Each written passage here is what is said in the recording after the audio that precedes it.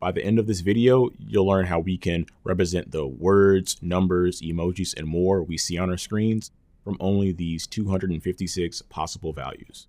It's all thanks to character encoding. Character encoding is used to assign our binary values to characters so that we as humans can read them.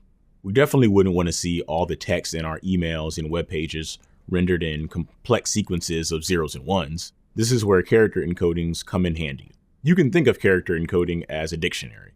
It's a way for your computers to look up which human character should be represented by a given binary value.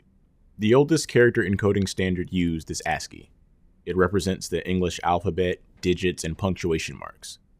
The first character in the ASCII to binary table, a lowercase a, maps to 011000001 in binary.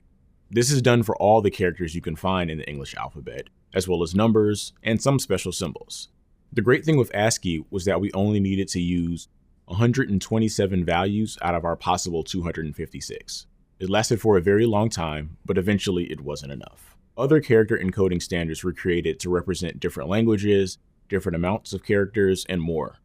Eventually, they would require more than 256 values we were allowed to have. Then came UTF-8, the most prevalent encoding standard used today.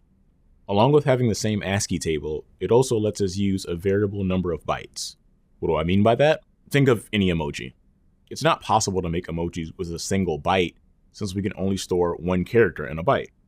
Instead, UTF-8 allows us to store a character in more than one byte, which means endless emoji fun. UTF-8 is built off the Unicode standard. We won't go into much detail, but the Unicode standard helps us represent character encoding in a consistent manner. Now that we've been able to represent letters, numbers, punctuation marks, and even emojis, how do we represent color? Well, there are all kinds of color models. For now, let's stick to a basic one that's used in a lot of computers, RGB, or red, green, and blue model. Just like the actual colors, if you mix a combination of any of these, you'll be able to get the full range of colors. In computer land, we use 3 characters for the RGB model. Each character represents a shade of the color, and that then changes the color of the pixel you see on your screen. With just 8 combinations of zeros and ones, we're able to represent everything that you see on your computer, from a simple letter A to the very video that you're watching right now. Very cool.